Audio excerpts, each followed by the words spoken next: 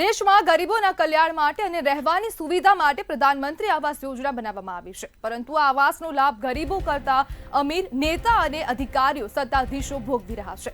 રાજ્યમાં અનેક પીએમ આવાસ યોજનામાં ભ્રષ્ટાચાર થઈ રહ્યા છે, જેની જાણ મુખ્યમંત્રી સુધાને છે, પરંતુ કોઈ નક્કર કાર્યવાહી થતી નથી।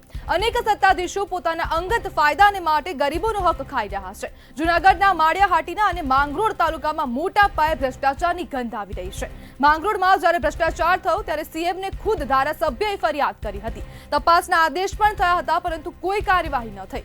ત્યારે હવે માળિયાહાટીના અવાડિયા ગામે તો ઓબીસી કેટેગરીના લોકોને એસસી કેટેગરીમાં બતાવી આવાસની લાણી કરી દેવામાં આવી છે।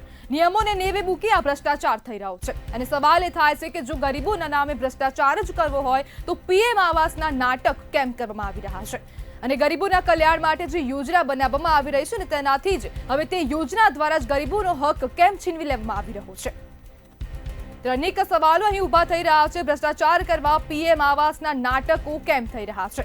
અને મુખ્યમંત્રી જો તપાસના આદેશ આપી રહ્યા છે તો એ તપાસનું પાલન કેમ નથી થતું, તેને લઈને પણ અનેક પ્રશ્નો ઉભા થઈ રહ્યા છે।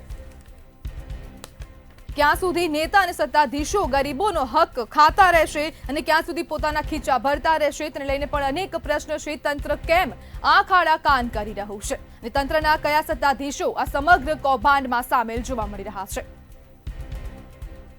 શું પીએમ આવાસ અમીરો માટે બનાવવામાં આવી રહ્યા છે? ગરીબોના હકમાં જે આવાસ યોજના પ્રધાનમંત્રી નરેન્દ્ર મોદી દ્વારા બનાવવામાં આવી હતી, તેમાં પણ હવે ભ્રષ્ટાચારની ગંધ આવી રહી છે। અનેક રાજ્યની જેટલી પણ પીએમ આવાસ યોજના બનાવવામાં આવી રહી છે તેમાં ક્યાંક ને ક્યાંક ભ્રષ્ટાચાર થઈ રહ્યો છે, જેના પુરાવા પણ મુખ્યમંત્રી સુધાને આપવામાં આવ્યા છે, પરંતુ કોઈ પણ પ્રકારની નક્કર કાર્યવાહી હજુ સુધી કરવામાં આવી નથી। માંગરોળમાં જે પીએમ આવાસ યોજનામાં ભ્રષ્ટાચાર થયો તેની માહિતી મુખ્યમંત્રીને આપવામાં આવી હતી। ખુદ ધારાસભ્ય દ્વારા માહિતી આપવામાં આવી હતી, રજૂઆત કરવામાં આવી હતી અને મુખ્યમંત્રીએ તપાસના આદેશ પણ આપ્યા હતા, પરંતુ હજુ સુધી અધિકારીઓ દ્વારા કોઈ પણ પ્રકારની કાર્યવાહી કરવામાં નથી આવી। શું પીએમ આવાસ અમીરો માટે બની રહી છે, તેને લઈને પણ અનેક પ્રશ્નો અહીં ઉભા થઈ રહ્યા છે કે ભ્રષ્ટાચાર કરવા માટે પ્રધાનમંત્રી આવાસ યોજનાના નાટકો કેમ કરવામાં આવી રહ્યા છે અને ગરીબોનો હક કેમ છીનવી લેવામાં આવ્યો છે? ક્યાં સુધી નેતા અને સત્તાધીશો ગરીબોનો હક ખાધા કરશે? હાલ રાજ્યમાં એવી પરિસ્થિતિ ઊભી થઈ છે કે જેમાં અમીર વધુ અમીર બનતો જઈ રહ્યો છે અને ગરીબ ખૂબ ગરીબ બનતો જઈ રહ્યો છે, અને તેની વચ્ચે હવે ફાયદો લઈ રહ્યા છે નેતા।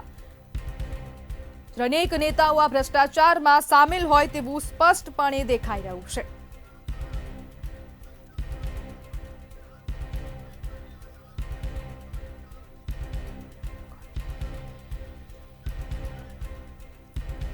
આપણી સાથે જૂનાગઢ મનપાના વિપક્ષના નેતા લલિત પરસાણા જોડાઈ ગયા છે। લલિતભાઈ, ગરીબોના નામે ભ્રષ્ટાચાર કેમ કરવામાં આવી રહ્યો છે અને ગરીબોનો જે હક છે તેને કેમ નેતાઓ છીનવી રહ્યા છે? હેલો જી લલિતભાઈ, આજે આપણે જોઈએ કે જે માંગરોળ ને એક ગામ છે ત્યાં આ રીતનું ભ્રષ્ટાચાર જોવા મળ્યો છે। ખરેખર જે ગરીબો છે, જે એસસી ના જે લોકો હતા એને જે સહાય મળવી જોઈએ એ અલગ એના ડુપ્લિકેટ સર્ટિફિકેટ બનાવી અને અન્ય જે લોકો છે એમને આ સહાય આપવામાં આવી। ખુદ ધારાસભ્યએ ત્યાં રજૂઆત કરી હતી મુખ્યમંત્રીને, ભાજપના, પણ છતાં પણ એક્શન લેવામાં નથી આવતી। એનો સ્પષ્ટ મતલબ થાય કે આમાં આદરખાને ખરેખર બીજેપીના ઘણા બધા જે કાર્યકરો હોય અને નેતાઓ હોય એ પણ સંડોવાયેલા હોય, કારણ કે તો તપાસ થતી કેમ નથી? આજે આપણે જોઈએ કે લલિતભાઈ, સુરતમાં જે પીએમ આવાસ યોજના છે તેમાં કોંગ્રેસના નેતા પણ આ કૌભાંડમાં સામેલ હતા અને ગઈકાલે જ અમે મંતવ્ય ન્યૂઝ દ્વારા અહેવાલ રજૂ કરવામાં આવ્યો હતો।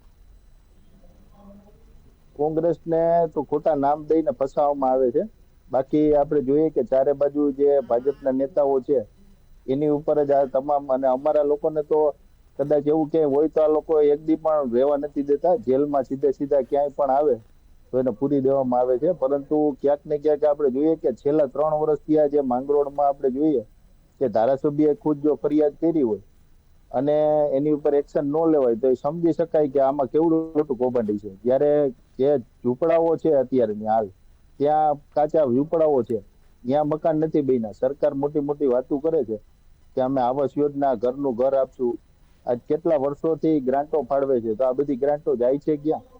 અને સરકાર ઓનલાઈન ના દાવા કરે છે તો એમને ઓનલાઈન આ ડાયરેક્ટ સહાય એ લોકોના ખાતામાં પણ જમા કરી શકે. એને બદલે આ લોકો કઈ રીતના આ મોટો બધો ભ્રષ્ટાચાર સરકાર અને જે સરકાર સાથે જોડાયેલા જે ભારતીય જનતા પાર્ટીના લોકો છે એ જ આ તમામ જે ભ્રષ્ટાચાર છે આચરી રહ્યા છે. જી બિલકુલ લલિતભાઈ, જોડાવા બદલ આપનો આભાર.